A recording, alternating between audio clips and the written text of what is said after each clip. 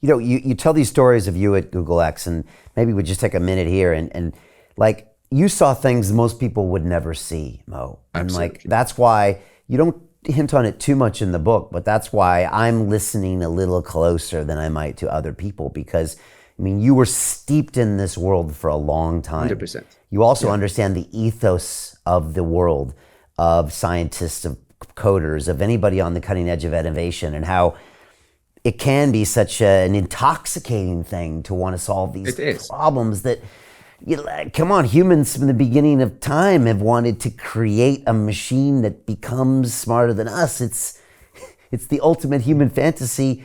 Even a caveman might have thought about it. And to be able Yeah. to be on the cutting edge of solving perhaps the most challenging problem of humanity, it's strange. I mean, I had a flashback to an Oppenheimer moment, where Oppenheimer famously dreaded that he created the atomic bomb because, Yeah. at one point he wanted to, and the other point he thought, well, I can't put this back in the bottle. Of course, that hasn't killed humanity yet.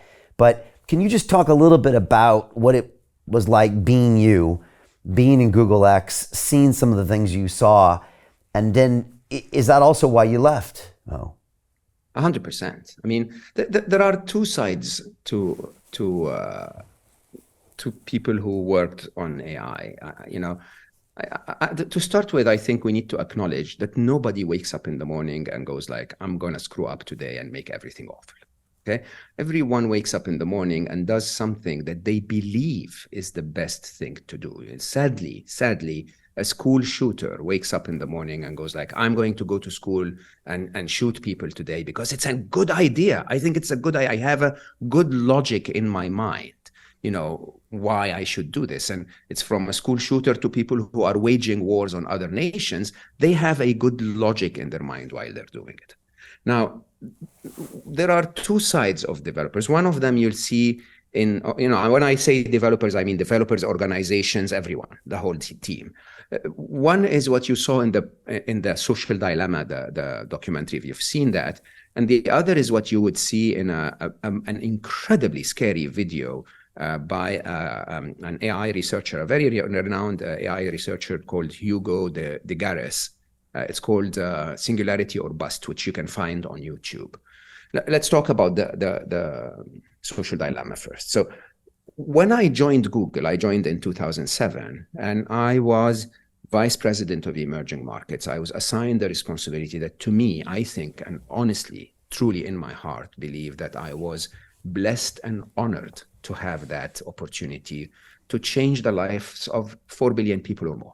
Right. So my task was to start emerging markets. At the time, there were 7 markets sort of commercially on Google's map, but they were not really properly technologically advanced. And then my task was to take Google's search and YouTube and all the other technologies, including the ad technologies, to 103 other languages, 4 billion users. Okay. What a privilege. I mean, when you really think about it, the Google I joined, believe it or not, we were still accounting for most of our revenues on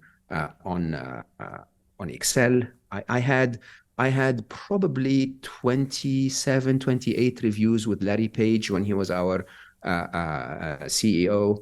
Never once asked me about the revenue. Never once. Like, to the point that one day I said, Larry, I mean, I put at least a day of my team's time to prepare those revenue slides for you. And by the way, we spent the last quarter, a good chunk of us were trying to make those numbers. And, don't you even care?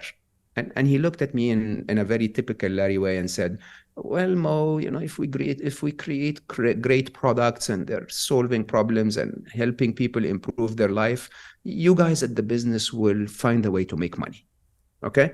And that was truly the mentality of that company. It was in every possible way a movement. And in every possible way, it was an amazing movement. And I wouldn't lie if I tell you, for the first 10 of the 12 years I spent at Google, I would have paid to work there.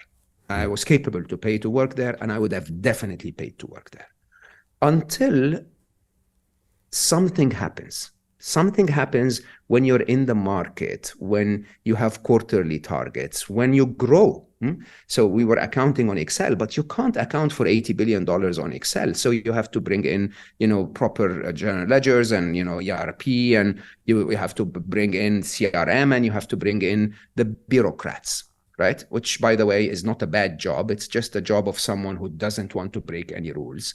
And the bureaucrats come in and take over the company. And then the objective doesn't become organize the world's information and make it universally accessible and useful.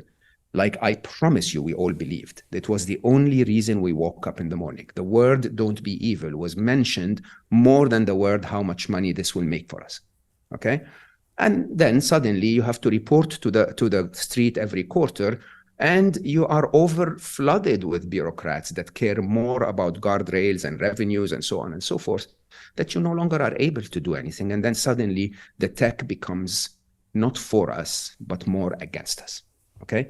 And I say that about every technology. I love Google. I owe it my life. I will tell you that. And I think it's a very ethical company even today under Sundar. Sundar is an amazing human being. But the reality is that the system is forcing the company to make decisions based on targets that are different than the mission, right? And that's when technology goes off. So Jim Rickards has just recorded a video that's not available to anyone in the public, and he's going to be talking about how this upcoming recession is going to be fast, it's going to be bloody, it's going to be nasty. But at the same time, he's going to show you how you can position yourself to profit from all of this chaos. Now, we've made this video only available to our viewers. Go to londonreal.tv/Jim. Watch that immediately. I can't say enough good things about Jim Rickards. He understands the global economic system better than any guest I've ever had on London Real. His predictions are almost uncannily true, and you can learn how to profit from his vision, from his expertise, and his understanding of economics. So go to londonreal.tv/Jim or click the link below. It's an excellent, excellent look on what's going to happen in the future and how you can position yourself to profit from that.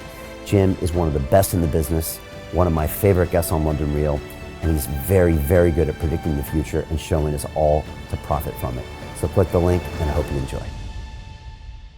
Hey, it's Brian Rose, founder of the DeFi Academy. I've told you my 4-week crypto bootcamp is amazing, but don't take my word for it. This is what my students are saying. The DeFi Academy was an amazing experience for me. It took me totally out of my comfort zone. In this course, I was challenged, I was held accountable, and pushed to do things that honestly weren't always easy. It's been phenomenal, and I can't believe we're already up on our 4 weeks. It has flown by. Going through this DeFi accelerator by far was one of the best courses I've taken. You do this course, you really get into the nitty-gritty of the activities that will make you comfortable with decentralized finance.